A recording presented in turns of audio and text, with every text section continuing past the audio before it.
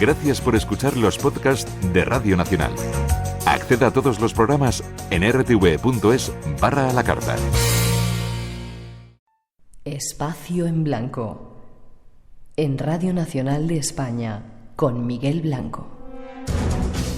Volvemos, después de la información regresamos en este tiempo especial viviendo una situación histórica en todo el planeta en el que estamos parados, confinados, y en este instante en el que se celebra en casi todo el mundo el momento de la resurrección, desde casa, pero conectados al espacio en blanco. Los saludos en esta segunda hora para todos los que seguís unidos en esta aventura, en esta, como digo, semana especial en todo el mundo. Tenemos una hora de misterio si queremos seguir juntos, pero ya sabéis, desde casa, viviendo minuto a minuto este tiempo de confinamiento. Y para comenzar nos vamos de viaje hasta la India, nuestro guía todo un maestro, Agustín Paniker. Junto a él vamos a descubrir enigmas interesantes de este gigantesco país. Y luego el viaje continúa con mujeres que abrieron fronteras. Esas son las intenciones, algo que comienza así.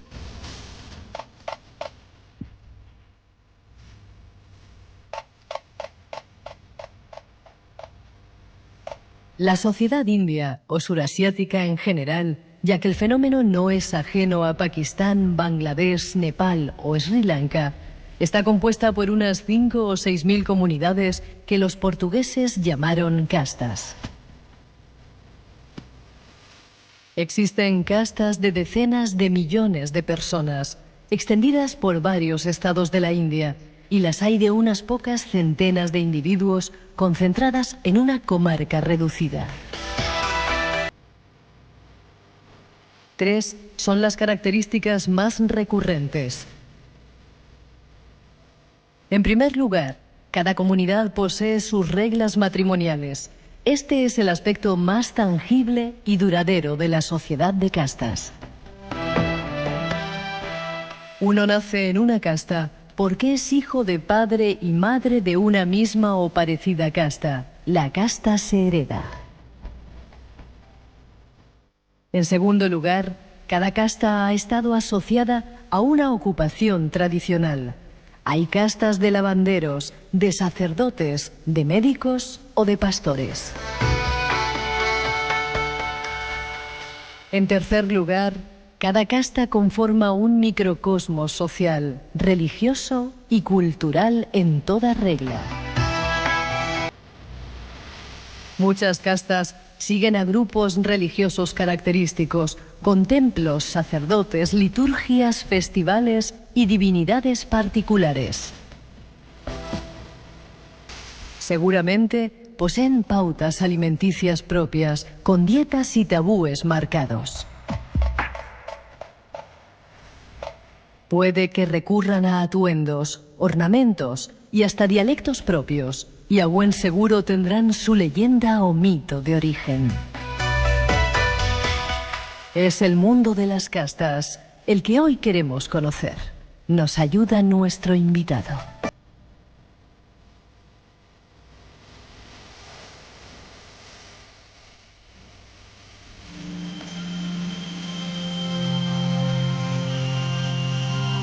Nos vamos por fin de viaje hacia ese país, continente que dicen que es la cuna de la espiritualidad. Esta noche tenemos un guía de excepción, Agustín Paniker. Buenas noches, Agustín. Hola, buenas noches. Te habrás quedado tranquilo con el pedazo tocho que has escrito. Me he quedado vacío. Vacío. Nos llegó un libro hace tiempo. Yo tenía, antes de nada decirte, te tenía muchas ganas, Agustín.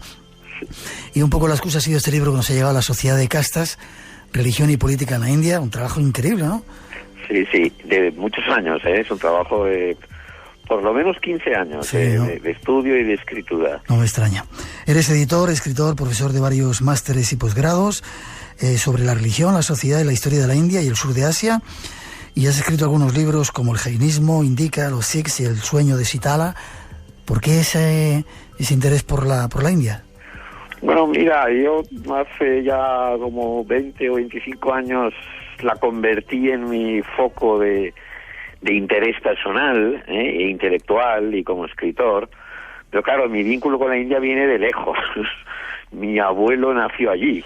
Sí. Por lo tanto, yo tengo algo de sangre de la India. También mis hijos también han nacido en la India. O sea que yo desde siempre, a título ya personal, familiar y afectivo, emotivo, he estado muy vinculado siempre a la India. Qué curioso. ¿En qué parte nació tu abuelo? ¿En Kerala o...? En Kerala, en el sur de la India, exacto. ¿Y tus hijos?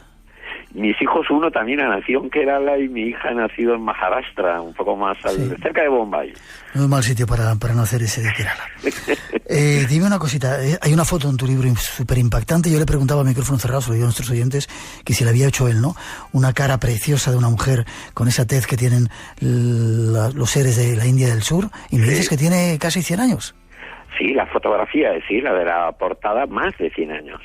Es del archivo colonial, es de una tribu del sur de la India, de las montañas Nilgiri, que está en frontera entre Tamil Nadu y Kerala, y creo que es una foto de la década de los 1870, por lo tanto tiene casi 150 años esa casi foto, nada. pero es de una modernidad y de una actualidad y de una fuerza, sí. Y por eso, mira, la escogí para la cubierta. Qué bonita. ¿Tú perteneces a alguna casta? Porque en algún sitio he visto que te hacen esa pregunta, ¿no? Paniker, ese apellido no es catalán o... Bueno, el apellido no es catalán, ¿no? Yo ya no pertenezco a ninguna porque yo ya soy un mestizo, ya no soy un castizo, que es de donde viene la palabra casta, del portugués y del castellano, y se diferencia de mestizo. Pero yo ya no pertenezco a ninguna porque ya soy muy mezclado, pero el apellido Paniker efectivamente es un título de casta, es lo que quizás podríamos llamar una subcasta de una de las grandes castas guerreras de Kerala, del sur de la India, porque las castas son siempre locales, y es la casta Nair, o Nayar a veces se escribe, que es una casta bastante grande, y los Panikar tradicionalmente eran guerreros, eran maestros de artes marciales. O sea que ya ves que yo no me he dedicado a la profesión de mi casta. Te iba a decir, ¿no se te ha quedado nada de ello? Poco, yo soy un poco marcial, o quizás soy marcial con la escritura, porque ahí sí que doy guerra.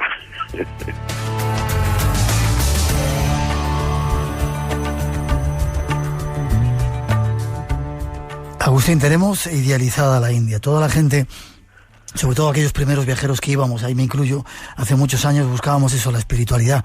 Sí. ¿Pero queda mucha espiritualidad?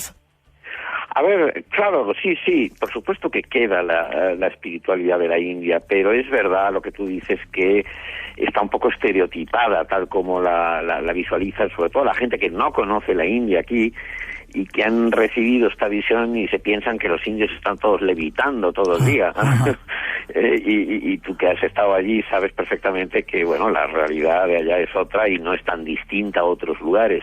Pero sí que es verdad, no solo que tiene unas grandes tradiciones de sabiduría y de espiritualidad, sino que en la vida cotidiana, en la India profunda, en la gente que no tiene gran cultura, o no tiene gran cultura alfabetizada, pero en cambio tiene gran cultura de la vida, yo ahí he encontrado formas de espiritualidad que quizás no son el yoga, ni es la filosofía Vedanta, ni son las cosas más sofisticadas, pero sí que he encontrado unas maneras de vivir la vida, incluso en condiciones muy difíciles, a veces muy precarias, con mucho dolor o con pobreza, y en cambio una sabiduría que eso yo sí le llamo espiritualidad. Por lo tanto, sí que hay mucha espiritualidad en la India, pero a lo mejor no en los grandes ashrams o centros de espiritualidad. Hay que buscarla, ¿verdad? Saber buscarla como casi siempre.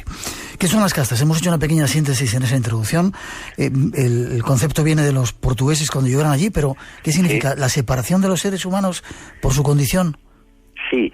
A ver, en la India, la casta, claro, hay muchas maneras de entenderla y de vivirla, pero así rápidamente y didácticamente en la India hay unas 4 o 5 mil castas, que se dice pronto. Aquí ahora se ha popularizado hablar de la casta.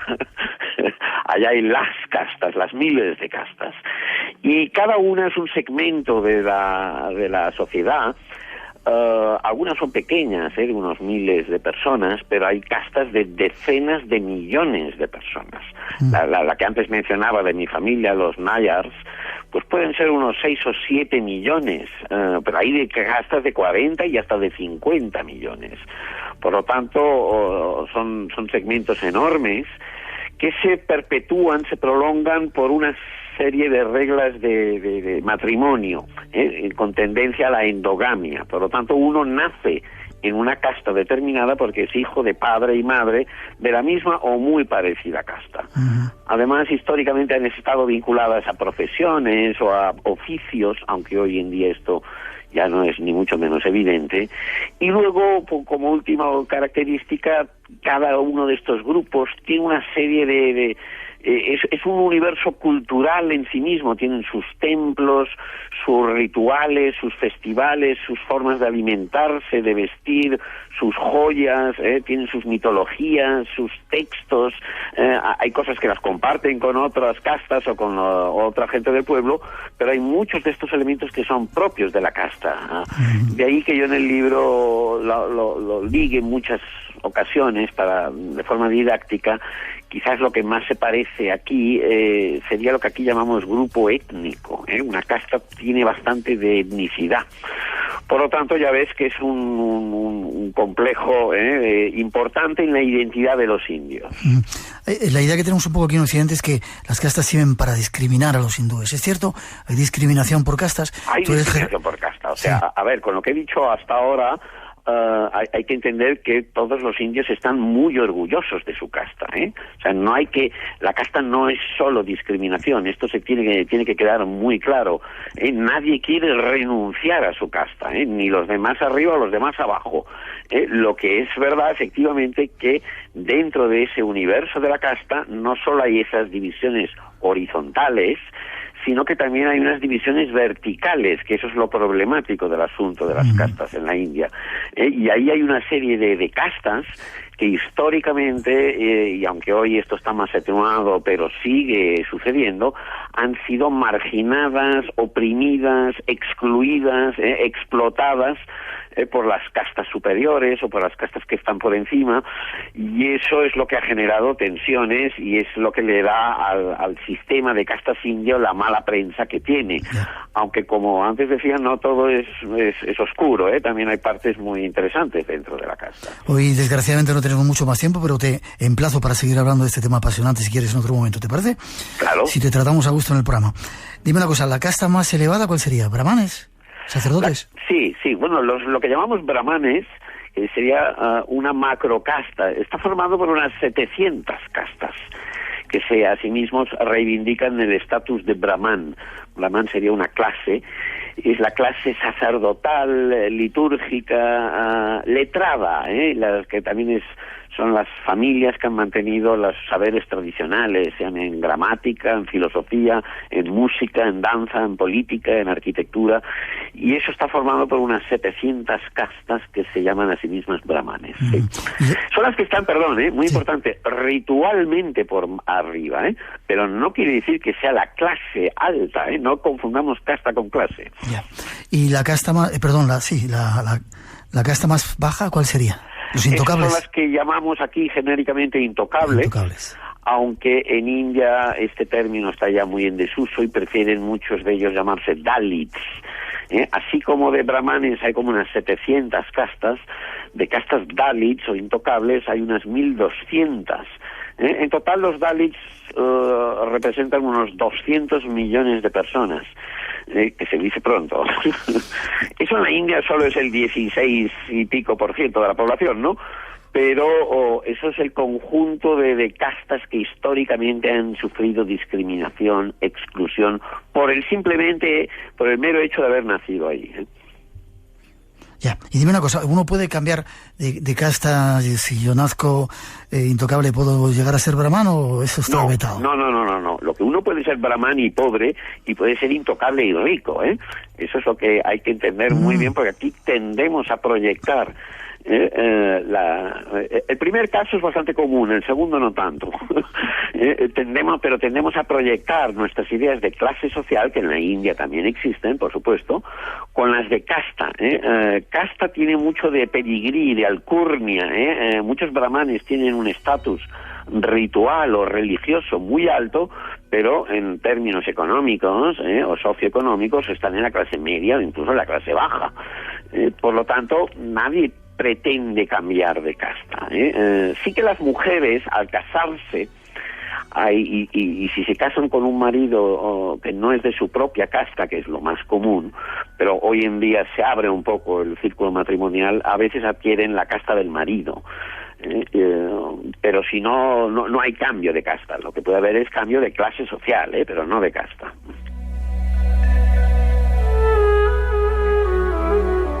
Decías que cada casta tiene incluso hasta su forma de vestir, sus amuletos, algo identificativo, ¿no? Hablemos de la mujer, si te parece. ¿Cuál es el papel de la mujer en esa India que es la madre que se lo come todo y que lo rehace de nuevo? Bueno, la mujer, como en todas las sociedades, es fundamental. Y yo en el libro hablo bastante. Quizás ahí es donde saco la cara menos amable de la India, y hablo bastante de la desigualdad de género y los problemas que afectan a la mujer en la India. A ver, en la India hay 600 millones de mujeres, muchas más mujeres en la India que en toda Europa. Pero generalizando la situación de la mujer en India en momentos que es muy difícil, sobre todo en el norte. Allí hay quizás diferencias regionales importantes. En el norte y el oeste de la India, pues bueno, todos los marcadores de nutrición de las mujeres, de salud, de alfabetización o violencia de cara a las mujeres o problemas de muertes por dote o abortos selectivos de niñas. Hay todo un mundo muy complejo que yo destapo en el libro. Sí. Y que bueno, pues ahí la India tiene un problema que yo creo que ya está afrontando, pero también hablo de los recursos que hay en la India, en la propia sociedad india y en las mujeres de la India, que tienen una fuerza y un poder que enseguida que lo pueden poner en práctica se nota. En un momento vamos a hablar de ese aborto y de esa serie de cosas que cuentas en tu libro, pero es curioso, cuando uno viaja por la India se encuentra a las mujeres que son las que están trabajando, por ejemplo, partiendo piedra, picapedreras en mitad cargando con unos cestos, que eso no puede casi nadie con ello. Sí. Tienen un papel muy activo, ¿verdad? Muy activo, tanto en el trabajo doméstico, no remunerado, por supuesto, como en las tareas, pues en el campo, o estas que mencionabas, en las carreteras, que tienen que ayudar a contribuir a los ingresos, sobre todo las mujeres más pobres, más allá de su casta. Y es cierto que las mujeres de castas más bajas, he leído en alguna parte de tu libro, tienen más libertad que las de alguna de casta más elevada. Sí, en cierta manera los tabúes de casta sobre las mujeres, las formas de patriarquía, son más duras cuanto más alta es la casta. Y entonces hay más tendencia a que la mujer se recluya en su casa y no salga. A ver, en las de casta más baja, aunque no hay coincidencia con clase, pero a la mujer no le queda más remedio que salir a trabajar y contribuir con su salario a los ingresos familiares. Por lo tanto, se mueve con mayor libertad. Los matrimonios suelen ser más igualitarios, en el sentido que se casan entre la misma casta, entonces no suele haber dote, no suele haber una serie de problemas. La viudedad, una mujer de casta baja, si se queda viuda, puede volver a casarse, mientras que una de casta alta está muy mal visto. Por lo tanto, hay menor presión, paradójicamente, y menos mal, si queremos verlo de otra manera, sobre la mujer de clase y casta más baja. Espacio en Blanco, en Radio Nacional, con Miguel Blanco. La India, con esta música de Bollywood casi, es un poco también el paradigma del sexo, un sexo diferente, ¿verdad? Sí. ¿Ha habido libertad sexual a lo largo de la historia en la India? Es decir, ¿no ha habido esa represión judío-cristiana que hemos tenido por estos lares? No, claro, precisamente esta es la tierra que produjo el Kama Sutra, que es un texto mucho más interesante y mucho más representativo de la India de lo que, la vulgarización que se ha hecho ahora, como casi un texto pornográfico. Es un texto muy interesante, es un texto del siglo IV, y si uno lee una buena versión del Kama Sutra, que es el tratado del amor, y de la cortesana y de la mujer cultivada, verá que el amor no era para nada tabú, y el recatamiento que hoy en día vemos en la India por lo menos hasta los siglos XII y XIII no era la norma, ¿eh? Es verdad que ahora las cosas han cambiado muchísimo y la India es un poco modosita si la comparamos con Occidente. Ya, pero un sexo libre o un sexo mucho más abierto que el que teníamos por aquí. Sí, sin duda, ¿eh? Si lo comparamos en aquellas épocas, había mucho más libertad. La sexualidad nunca fue contemplada como pecaminosa, y el placer sensual y el placer sexual entre ellos siempre se ha considerado uno de los fines legítimos de los seres humanos y de las mujeres en particular. ¿Incluso en relaciones homosexuales? Incluso. No es que los textos antiguos y la sociedad antigua, sociedad de la India, lo aprobase como en la sociedad moderna de ahora, pero si uno lo lee atentamente los textos, verá que la multa por una relación homosexual era muy baja, era ridícula, se tenía que pagar una pequeña cantidad y ya está, mientras que habían otras por adulterio que casi le podían colgar a uno vivo. Por lo tanto, eso indica de que había mucha mayor tolerancia de la que luego ha habido, que ha cambiado radicalmente. De ese país salió una disciplina, una filosofía, el sexo sagrado o el tantra también, ¿verdad? Como una forma de utilizar el sexo para llegar a Dios. Sí. Incluso hay toda una manera de... Es un tipo de sexualidad muy ritualizada, ¿eh? No hay que entender, el tantrismo es un fenómeno muy complejo, mucho más profundo de la vulgarización que se ha hecho hoy en día. Pero es que incluso el tantrismo, yo eso en mi libro lo hablo, también tiene una dimensión contestataria. Y ha sido el vehículo de protesta de castas y grupos de considerados bajos, que invierten de alguna manera la ideología dominante, la ideología brahmánica, la de esas castas altas, clericales, y utilizan buena parte de los tabúes de casta tienen que ver con la alimentación, con la sexualidad, de ahí la endogamia que tienen las castas, con el cuerpo, con la higiene corporal, mental y espiritual, que para los indios es casi una obsesión. El tantrismo no se entiende si no entendemos que se trata de una trastocación, de una inversión de la ideología dominante y utilizar aquello que en principio es considerado más bajo, más carnal, precisamente para liberarnos como camino espiritual. Es una contracultura, es algo muy interesante, yo de eso hablo en el libro, y es una visión que del tantrismo no se suele hablar, no se conoce.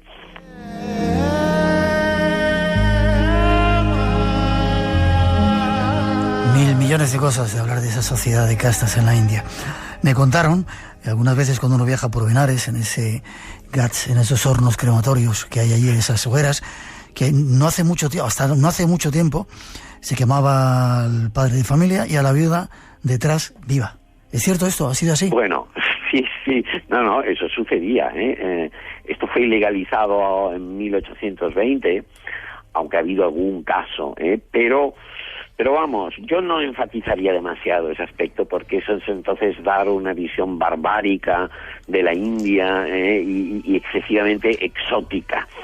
Pero sí que sucedía, sobre todo en las castas de guerreros. Esto es muy propio de las castas marciales, y que viene de que antes de que capturen a la mujer, una vez pues hay un tipo de muerte en campo de batalla, y la mujer se autoinmola, y eso luego ya pasa a otro contexto, y es la práctica que allí llamaban la sati. Eso fue ilegalizado en los 1820, aunque luego se han ido dando algunos casos, pero vamos, son casos bastante aislados. Tengo que hablar con tu permiso de dos cosas que no son muy bonitas, ¿no?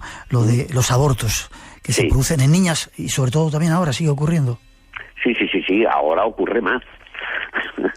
Por las nuevas tecnologías, digamos las ecografías, aunque eso es ilegal, pues una cosa es lo que sea la legalidad, sí hay aborto selectivo de niñas, especialmente en el norte de la India y en la zona de Delhi, en el Punjab, en el Rajasthan, en toda esa zona hay un déficit de niñas, de mujeres. ¿Y por qué, Agustín? Porque es una sociedad muy patriarcal, en el sentido en que la herencia pasa de padre a hijo, y las propiedades y el negocio. Las hijas van a casarse con otro marido e irán a vivir a casa de otra familia. Por lo tanto, las mujeres, las niñas, las chicas tienen una estancia en la casa de unos 18 o 20 años hasta que se casen. Por lo tanto, hay gran preferencia por el hijo varón. No es que las niñas no sean queridas, que sí que lo son, y si una familia ya tiene un niño, pues una niña es muy bienvenida, pero si una familia tiene primero una niña y el segundo embarazo es de otra niña, es probable que esa niña no nazca hasta que llegue el hermano, ¿no? Llegue el varón. Eso hoy en día se da y hay zonas de la India del Norte en que ahí tienen un serio problema. Casi terminando, la muerte por dote, ¿qué es eso? La muerte por dote es un eufemismo, es un eufemismo para lo que aquí llamamos violencia de género. Allí se asocia a una dote que no ha sido pagada del todo, pero en realidad eso no es la norma. Es la mujer, precisamente al transitar a otra familia, es un ser muy vulnerable, porque entra en una familia que apenas conoce. El matrimonio en la India es pactado, normalmente no es por amor, va a otro barrio, a otra familia, y entra en unas condiciones muy precarias, y además no aporta una buena dote, una cantidad de dinero o de bienes, pues puede recibir violencia y eso le puede llevar a la muerte. Se parece a lo que aquí llamamos violencia de género. Ya. Y últimamente muchas noticias que vemos en los informativos hablan de violaciones, gran cantidad de violaciones en la India. ¿Por qué? Sí. Violaciones en la India lamentablemente no solo ocurren allí. Yo prefiero darle un poco la vuelta, porque si no acabamos en un amarillismo un poco desenfocado, que tampoco sería correcto. Violaciones lamentablemente ocurren en la India, y ocurren más de lo que hasta ahora se decía. Lo que ahora nos viene en las noticias, y eso es la buena noticia, de que por fin eso ha dejado de ser un tema tabú y oculto y del cual no se hablaba, y hoy en día la opinión pública, los medios de comunicación de la India empiezan a hablar de esa violencia subterránea que quedaba tapada en el pueblo, en la familia, en la casta, y que ahora sale a la luz pública finalmente. Por lo tanto, ahí yo soy razonablemente optimista. Yo creo que la India ya no va a tolerar una serie de actitudes, de tics, y eso es gracias a que hay una nueva clase media urbana que ya no puede admitir que a la mujer se la pegue, se la viole y hagan una serie de actos de violencia atroces que pueden ocurrir en la India. Ojalá sea así. Sí. Ya casi para terminar, se nos termina, o sea, que concluye el tiempo, Agustín. Cuando estás viendo los GADs o algunos de los oficios más bajos, digamos, hay determinados individuos que se dedican a ello. Y alguien me contaba que eran de una casta inferior y que habían elegido ese trabajo. ¿Determinados individuos, no te he escuchado bien, que se dedicaban a? Por ejemplo, a echarle el cadáver al fuego y a coger luego las cenizas en los... Sí, todo lo que tenga que ver con la muerte en la India, en muchas culturas del mundo, es considerado impuro. Y en la India esas tareas han sido reservadas a intocables, a castas bajísimas, lo cual nos lleva a la paradoja, precisamente en una ciudad sagrada como Benares, donde va mucha gente a morir, que algunos de los grupos de sacerdotes que dirigen los crematorios son inmensamente ricos. Bueno, algunos son multimillonarios, ¿sí? Pero no dejan de ser de una casta intocable, porque se ocupan de una función que es retirar, es cremar el cadáver, y eso está considerado un trabajo propio de castas muy bajas, ¿no? Por lo tanto, ya vemos ahí, ese es un ejemplo que ilustra muy bien las paradojas y la complicación de la India, que alguien que realiza la tarea considerada más denigrante de todas pueda ser al mismo tiempo un millonario.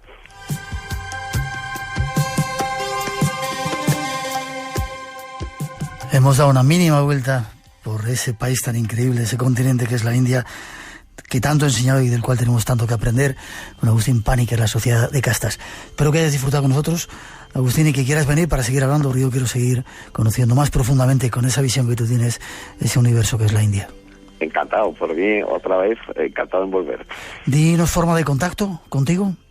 Bueno, siempre a través de... Hay webs, hay la mía personal, que es agustinpaniker.com, o la de la editorial, donde yo publico mis libros, que es editorialkairos.com.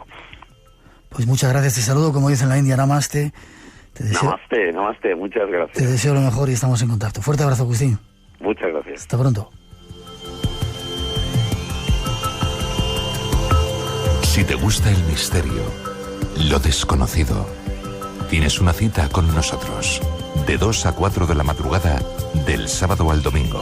Espacio en Blanco, con Miguel Blanco, en Radio Nacional. Radio Nacional de España, el sonido que nos une. Las tardes del fin de semana pueden seguir siendo especiales, diferentes. De Carlos I, ¿no? A Juana. Disfruta de la radio viajando por el mundo a través de la historia. Después, frente al pelotón de la literatura, el coronel Aureliano Buendía o el cine. Convertido en el largometraje más visto. Todas las opciones están en tus manos. Quédate en casa con Radio Nacional. Radio Nacional de España.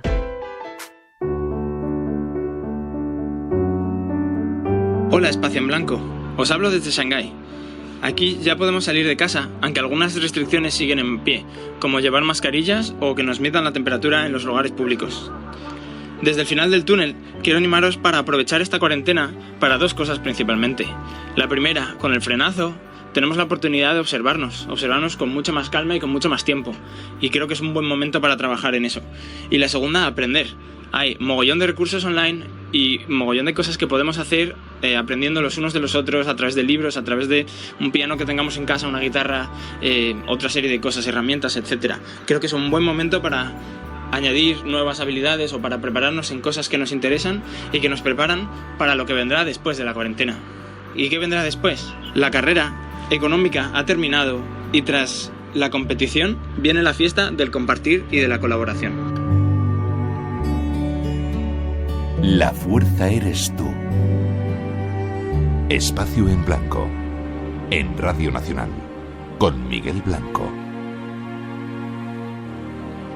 Regresamos de la India y el viaje continúa desde casa, pero con nuestra imaginación, ese poder, el mayor poder del ser humano, y con la seguridad de que cada día nos queda menos de este encierro. Mientras sigues en nuestra compañía, aquí en Radio Nacional, en el Espacio en Blanco. Y ahora nos vamos de viaje con mujeres que abrieron fronteras. Nos lo ofrece nuestra próxima invitada.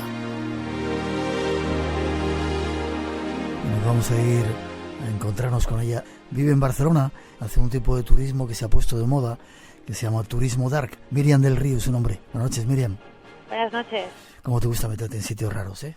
Me encanta, ya lo sabes. ¿Cómo te gusta? Y querías hablarnos de algunas mujeres viajeras, ¿no? Que han estado también en sitios un poco extraños. Pues sí, porque hay muchísimas mujeres viajeras de las que se conoce muy poco, ya que siempre que pensamos en grandes viajeros, pues nos vienen a la cabeza los típicos nombres, ¿no? Magallanes, Colón, Amundsen y James Cook. Y claro, yo pensaba, pero bueno, ¿es que acaso las mujeres no viajaban? Pues claro que viajaban, claro que sí, Miguel. Lo que ocurre es que, claro, la historia siempre la ha escrito el género masculino, pero eso no significa que no hayan existido mujeres intrépidas, pues interesadas, igual que los hombres, en conocer nuevos mundos.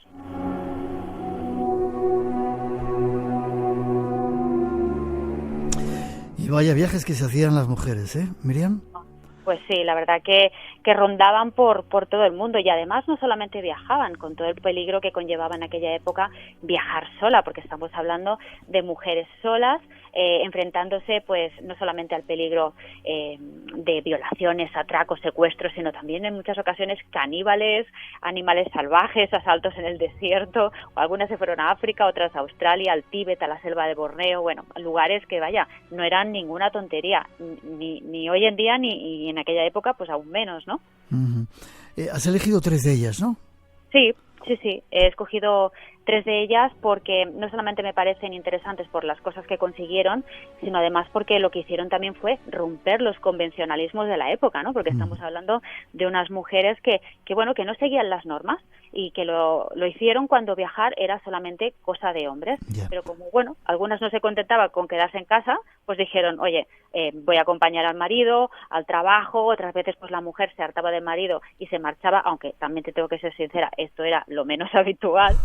Y también podía ser pues que a lo mejor enviudara y se decidía a recorrer mundo, ¿no? Pero claro, todas estas mujeres, claro, en una época que la mujer nacía para cuidar el hogar, educar a los hijos y atender al marido y ya está, pues tú imagínate, cuando una mujer que en aquella época se presentaba en sociedad, se esperaba que en los 3 años siguientes se casara. Si no se casaba, ya le iba a tocar pues cuidar enfermos, estudiar canto o hacerse misionero, vaya, en el mejor de los casos.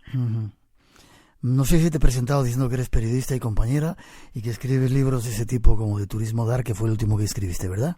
Sí, un exitazo por el tema y la verdad que me lo pasé súper bien escribiéndolo. Vale, tú también has viajado mucho, estás viajando mucho, pero el tiempo en el que esas mujeres viajaban no era como ahora, que había aviones esos súper sencillitos, ¿verdad? ¿Nos situamos en el siglo XIX o quizá antes? Bueno, nos vamos antes, porque viajeras han existido a partir de, digamos, las grandes viajeras a partir del siglo XVIII, ¿no? Pero mira, yo te he escogido 3, si te parece. Empiezo con Lady Montagu, que fue una dama inglesa que nació en 1689, y ella fue la primera mujer en romper moldes y viajar a Oriente. Porque resulta que su marido, pues bueno, era miembro del Parlamento inglés y le toca trabajar pues como embajador en Estambul en 1716 más o menos, y ella pues oye, lejos de quedarse en casa aburrida, pues decide acompañar al marido. Una decisión que, claro, en aquella época fue muy criticada por la sociedad británica de la época, pero claro, la gente no entendía, se preguntaba que cómo podía ser que una señorita noble y cristiana pues viajara a un país de infieles, ¿verdad, Miguel? Y claro, eso a ella le dio absolutamente igual, viajó a Oriente y se enamoró del país. Entonces empezó a aprender árabe, a vestir a la turca, se disfrazó incluso de hombre para acceder a lugares reservados, incluso consiguió acceder al harén del sultán Ahmed III, de hecho fue la primera occidental en hacerlo. Y claro, lejos de criticar pues todo lo que estaba viendo, se mostró pues aquello encantadísima con la libertad sexual que se respiraba ahí dentro, ¿no? Y dijo que mucha de esa libertad la querrían para sí esas mujeres estiradas y reprimidas inglesas, ¿no? Que tenían esa alta moral, ¿no? De hecho, ella escribió un libro, Cartas desde Estambul, en donde describió todo lo que vio en el harén, ¿no? El refinamiento, el lujo, el colorido, y todo eso lo dejó reflejado en unas cartas que ella enviaba a su familia y que después se acabaron transformando en este libro que comentaba. Supongo, Miriam, que todo ello sería un escándalo para esa sociedad, como tú dices, estirada y refinada británica, ¿no? Pudorosa. Totalmente. Pero claro, primero la criticaban, pero luego ella consiguió grandes logros, y te digo más. Resulta que ella se dedicó a hacer observaciones médicas allí en Oriente y también científicas, y se dio cuenta que en Estambul, para curar la viruela, los turcos inoculaban la enfermedad a los pacientes. Claro, ella misma la había sufrido unos años antes y le habían quedado como muchas secuelas, ¿no? ¿Cómo que hacían, dices? ¿Inoculaban? Sí. Inoculaban la enfermedad a los pacientes, la viruela, ¿no? La inoculaban en pequeñas dosis y entonces, claro, ella se dio cuenta pues que la gente sanaba y, claro, a su vuelta a Londres, pues empezó a explicar a todo el mundo lo que había visto y no dudó en someter a la prueba a su hija para demostrar que lo que había visto podía curar, y efectivamente la prueba funcionó. Y ella fue la responsable de adelantarse 60 años a Edward Jenner, que fue el médico, pues bueno, que implantó la vacuna de la viruela de manera habitual. ¿Y por qué partes de Turquía viajó o vivió? ¿Simplemente en Estambul?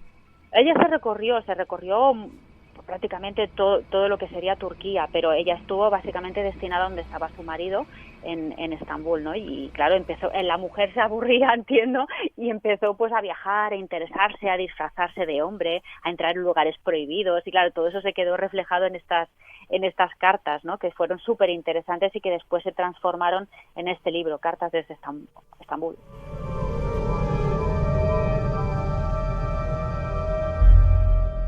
Este es el primer ejemplo de mujer viajera, Lady Montagu, que en 1716 estuvo en Turquía. Hay otra que a mí me apasiona, ¿no? Alexandra. Sí, Alexandra de Vigneul es una de mis preferidas también. Esta gran mujer, rebelde, exploradora, escritora, pianista, cantante de ópera, la mujer lo tenía todo, ¿no? Y que además, pues bueno, pasó a la historia por ser la primera mujer occidental en entrar a la ciudad prohibida de Lhasa, en el Tíbet.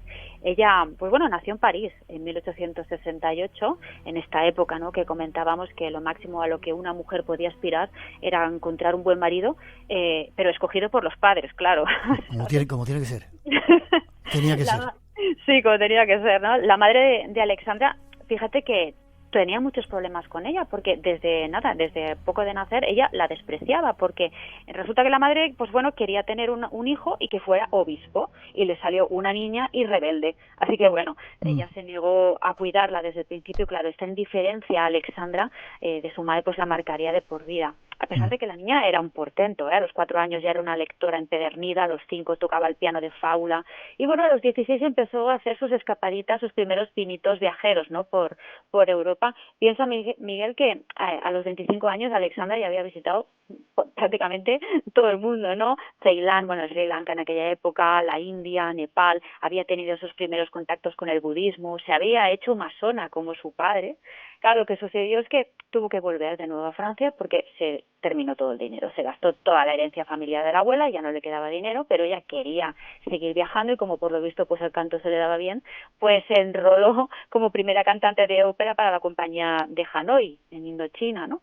Pero fíjate que ella era una mujer extremista y resulta que a los 36 años decide casarse porque ella quería escribir y que la tomaran en serio. Y claro, sin marido en aquella época, pues eso no lo iba a conseguir. El caso es que, bueno, se casa, intenta ser una buena esposa durante unos años, pero claro, intentándolo cae en una depresión porque ella era, pues bueno, un espíritu libre. Así que a los 43 años renuncia a su vida burguesa de artista y escritora y vuelve a viajar.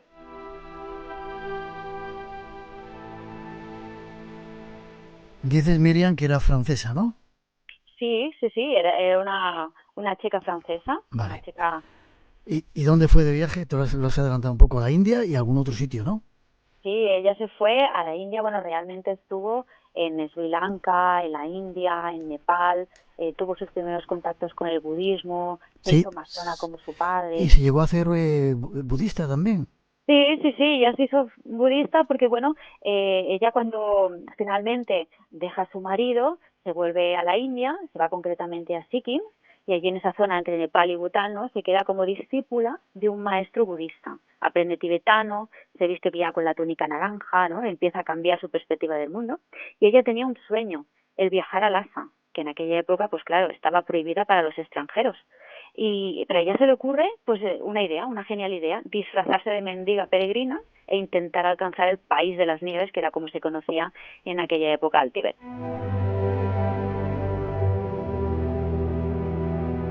¿Y lo hizo atravesando las montañas? Supongo que en aquel tiempo no habría mucho más transporte, ¿no? Pues imagínate, ella, claro, para que no la atrapen, ¿no?, las autoridades, se tiñe el pelo con tinta china, se pinta la cara con hollín para hacer pues eso, una peregrina, se hace trenzas con pelo de yak y junto a un chico pues inicia ese viaje, pero claro, para que no los atrapen utilizan vías secundarias, vías que no han sido exploradas, ¿no? Estamos hablando de que se está enfrentando en muchas ocasiones a animales salvajes, a bandidos, al frío, al hielo, a tormentas de nieve, a travesías a más de 5.000 metros de altura, imagínate el frío. Continuamente se equivocaban, debían echar marcha atrás. Tremendo. ¿De qué tiempo estamos hablando? Pues estamos hablando de que lo que supuestamente debía de ser un viaje de 3 meses se acabó transformando en un viaje de 3 años. 3 años. ¿En qué época más o menos? Pues aquí estamos hablando precisamente del siglo XIX. Siglo XIX. La primera mujer que atravesó esas montañas y llegó hasta Lhasa. Sí, llegó finalmente y nadie la reconoció. Y todo lo que ella vio allí, un lugar totalmente desconocido para el occidente de la época, pues fue maravilloso. Y claro, cuando vuelve a París, pues ya es todo un mito, aparece en la revista Time, se la reconoce en medio mundo. Bueno, es increíble, ¿no?, la gesta que ella consiguió. Pero además, ella experimentó estando en Lhasa, porque escuchó hablar a unos monjes tibetanos sobre la leyenda del tulpa, ¿no?, ese ser creado a través de una serie de rituales místicos y mantras, y consiguió, por lo visto, crear su propio tulpa, que adquiriendo consistencia física, ¿no? Eso no todo el mundo puede crear un tulpa y solamente aquellos que tienen, pues oye, ese conocimiento y las técnicas de meditación correctas, y ella lo intentó y lo consiguió. Y ella pensó pues en crear un ser así pues regordete, un monje bonachón y tal, Pero resulta que al final el tema se le fue de las manos porque, claro, no solamente empezó a ver ese tulpa, ella, sino que empezaron a verlo otros monjes de su alrededor. Es decir, claro, cuantas más interacciones, eso iba proporcionando cada vez más energía a ese tulpa, que al final acabó cogiendo voluntad propia y empezó a cambiar de aspecto. Así que de bonachón empezó a volverse delgado, una apariencia así un tanto extraña, muy tétrica, ¿no? Y los monjes empezaron a avisar a Alexandra de que ese tulpa la estaba siguiendo a todos los lados y que ya estaba cambiando esas facciones. Así que bueno, ella intentó disolverlo y le costó ni más ni menos que 6 meses conseguirlo, pero al final lo consiguió. Y todo esto está explicado en un libro, en Mystery in Tibet, Misterio en el Tíbet, por si a alguien le interesa, que es un tema súper interesante porque ella había creado pues su propia alucinación y otras personas habían llegado a ver esa materialización de ese pensamiento, ¿no? Que es algo inexplicable.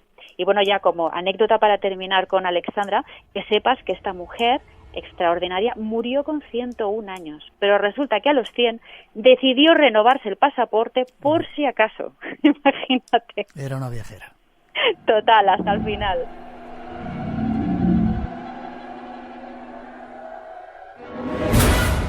Lo curioso, Miriam, de Alexandra es que abrió esa puerta prohibida a muchos occidentales, ¿no? Porque, según tengo entendido, muchos de los monjes la aceptaron en su círculo.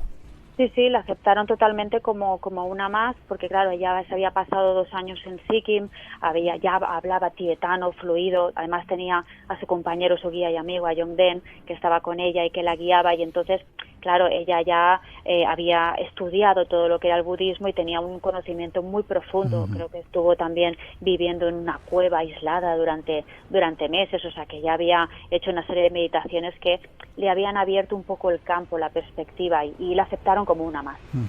Mujeres viajeras esta noche con otra viajera, nuestra compañera Miriam del Río. Nos queda la última por ahora, Amelia Earhart, también otro personaje increíble, ¿verdad?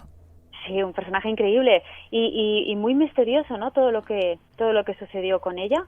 Ella fue la primera mujer piloto que cruzó el Atlántico en solitario y una de las personas pues más famosas en el mundo cuando desapareció. Así que claro, todo lo que pudo suceder con su avión ha sido, pues bueno, fascinación a lo largo de todos estos años, ¿no? Hablamos hace poco con nuestro compañero, nuestro piloto, sobre el caso de Amelia y ha vuelto otra vez a la luz, ¿no? Porque se han reencontrado cosas, pero bueno, cuéntanos. Quería dar la vuelta al mundo por el Ecuador, ¿no? Sí, ella, bueno, era su gran sueño, ¿no? Dar la vuelta por la parte más ancha, por el Ecuador. Ella era una chica de Kansas, pues así de aspecto un poco andrógino y tal, y era una mujer muy especial, interesada, pues bueno, muy interesada en las actividades que tradicionalmente eran asociadas a los hombres, ¿no? Y ella quería demostrar que se podía ser aventurera sin dejar de tener estilo. Y entonces, pues bueno, cuidaba mucho su imagen, se diseñaba ella misma los pantalones que llevaba, las chaquetas esas de piel tan características suyas, se las diseñaba ella. Además ofrecía entrevistas, se codeaba con estrellas de Hollywood como Cary Grant o Claudette Colbert, ¿no? En la época impartía conferencias por todo el país y animaba a otras mujeres a volar y a perseguir sus sueños, ¿no? Por tanto, era mujer ya feminista de aquella época, ¿no?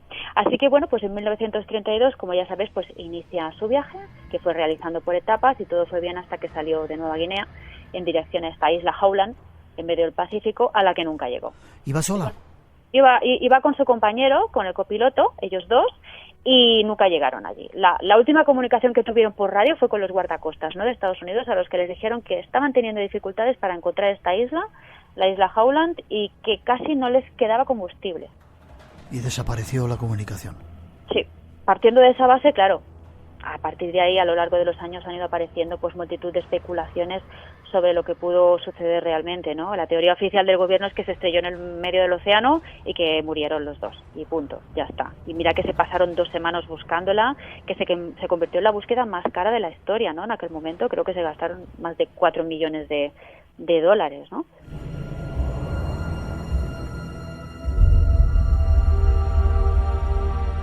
Sin embargo, Miriam, parece que ha habido nuevas noticias últimamente, ¿no? Se habían encontrado, nos contaba Iván Castro, nuestro compañero, algunos restos en una isla como si hubiera sobrevivido al accidente.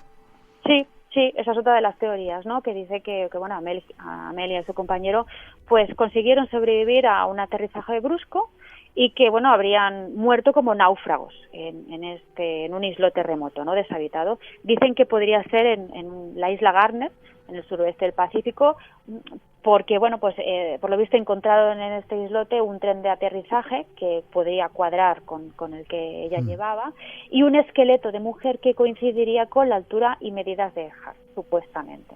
Pero bueno, es que hay más teorías, ahí cada vez vamos más rocambolesco, más raro, porque claro, hay otra teoría que dice que bueno, que Earhart y el copiloto Noonan pues aterrizaron en las Islas Marshall, que fueron hechos prisioneros por los japoneses y que murieron cautivos en Saipán.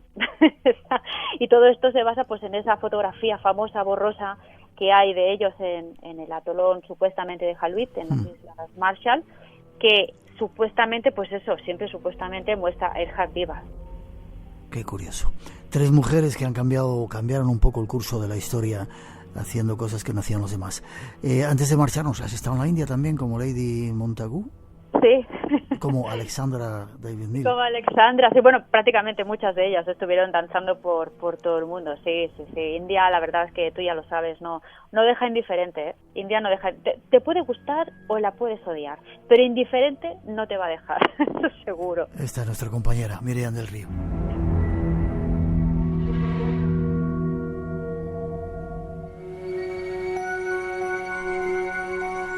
Tenemos que terminar, Miriam. Mucha gente nos pregunta dónde se puede...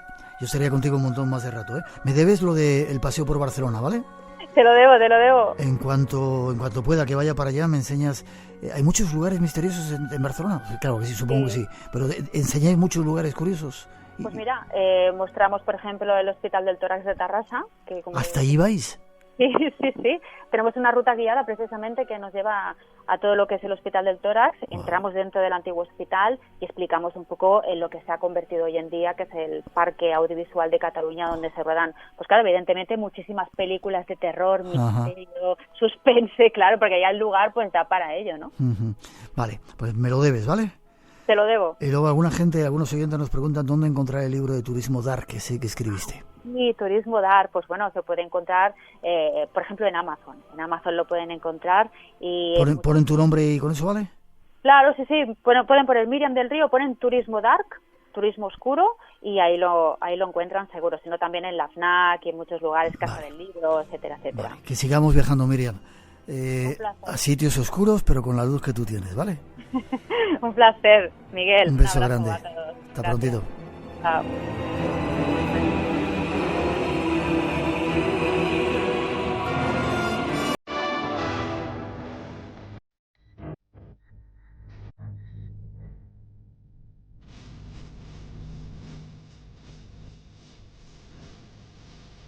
Y como lo prometido es deuda, mucha atención. Los 3 ganadores del sorteo de la semana pasada son Gema Gonzalo Ruiz, Manuel Mengual y Paloma Bretones. Enhorabuena a los 3. Y no os olvidéis de mandarnos vuestra dirección postal. ¡Feliz lectura!